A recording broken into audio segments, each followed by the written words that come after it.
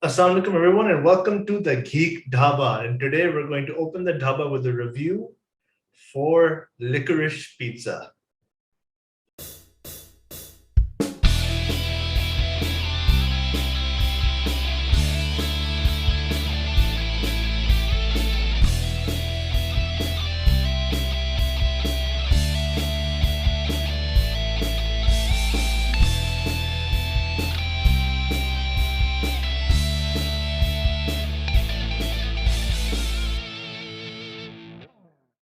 Okay, so let's talk about Licorice Pizza.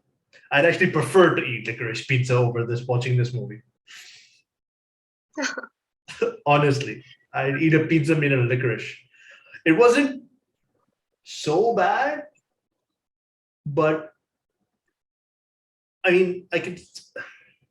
You carry on, please. I can't. People who have watched this movie would, I hope some of you can understand to see where Omar and I are coming from. We don't get why this movie was Oscar nominated. We don't get why. The plot line had nothing to offer. And like like I mentioned in one of our in another review that apparently all it takes to get Oscar nominated now is having a really good cinematography thing going on, really good setting, really good props, really good costumes, really good makeup.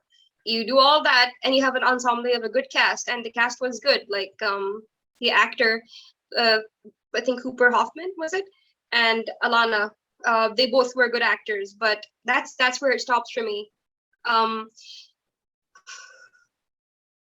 that's I don't have anything else to say. I Okay, feel like I so wasted. let I'm gonna break down the movie a little bit. So the movie is about a coming of age story about two people who just kind of are in love, aren't in love, kind of fighting and deciding with good reason, mind you, kind of fighting their feelings for each other throughout the entire movie with good reason.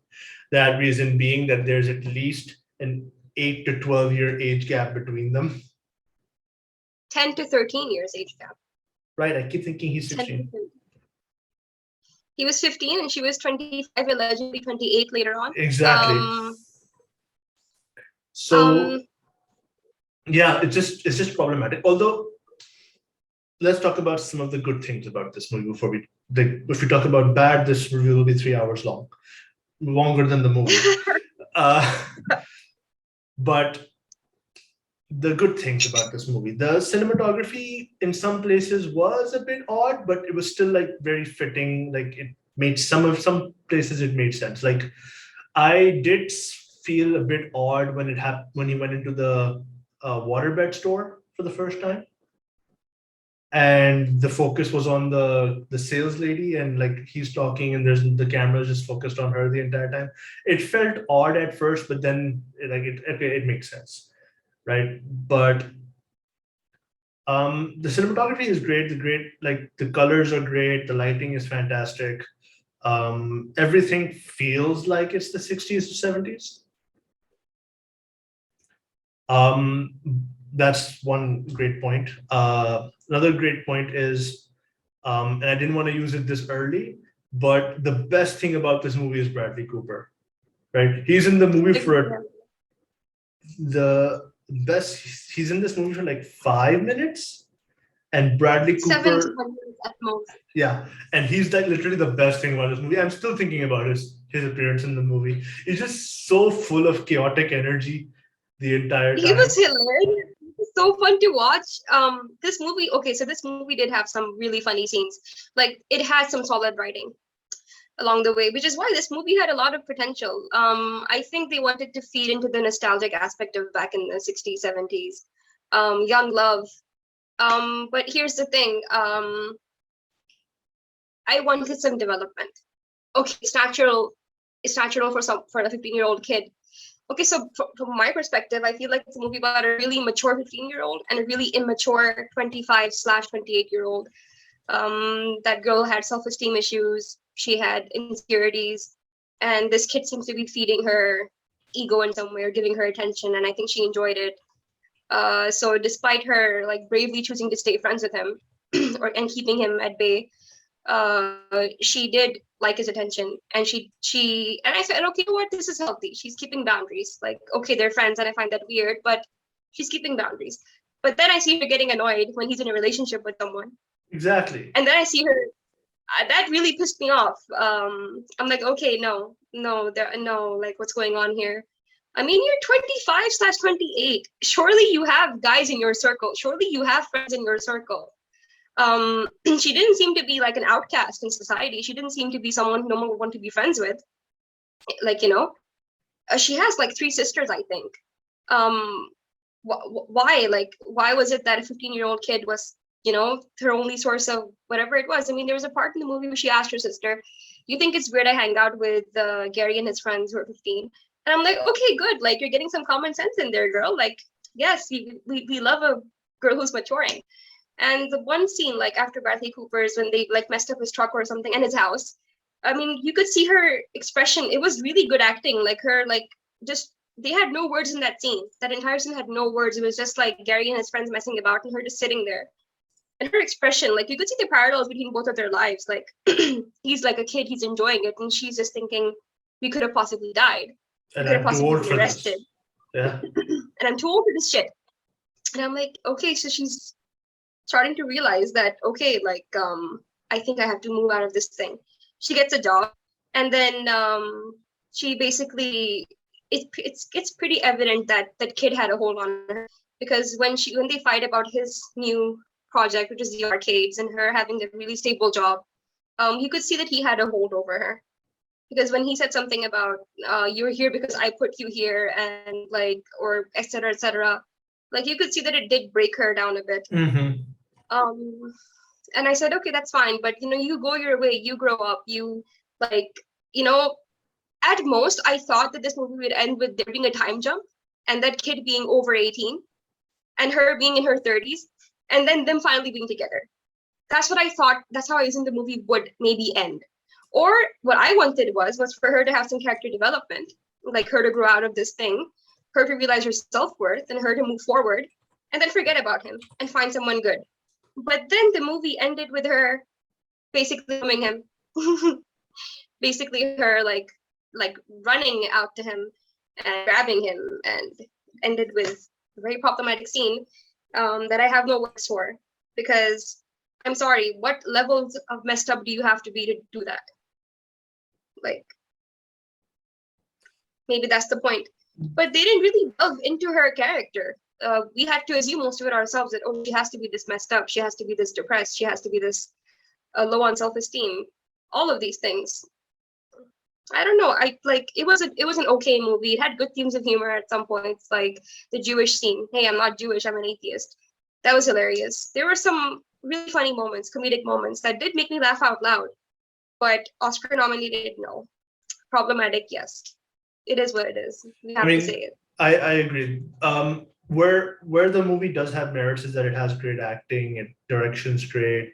Cinematography. All the key points of being a good movie are there, except the plot. And the plot can be summed up in that one word, which is problematic. Like, Problematic. even if you consider like the timeline of events, even if you say, for example, the movie isn't clear about how long everything takes place, right? Over how much time everything takes place. Maybe he did become, 18. Actually, since the age of consent is 16 in California, I guess you could say that it's fine, but that's not the point. Like, the movie is all over the place, right? So September, school starts in picture day, right? Then it's the gas crisis, which they talk about, which happens if I remember correctly, I did the research before we did the review, October of 1973.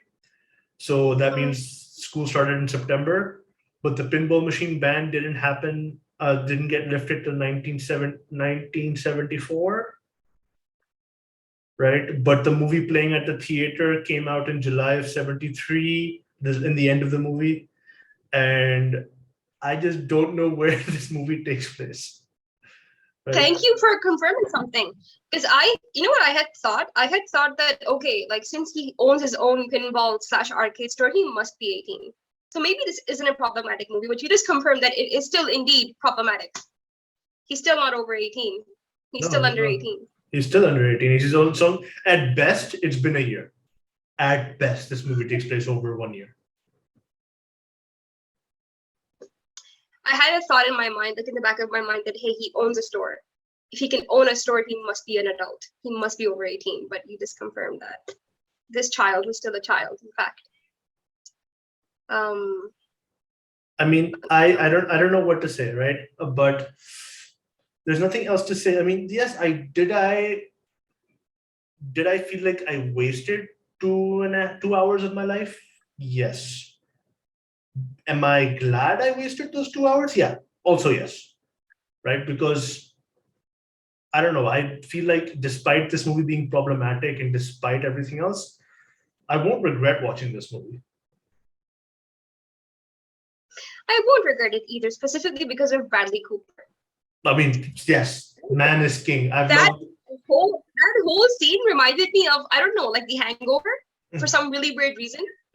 Like it reminded Yes. me of The Hangover, and I'm like, I'm just so glad he's in the movie because I was laughing, like when he was saying it's Barbara Streisand, and then the kid goes like Streisand.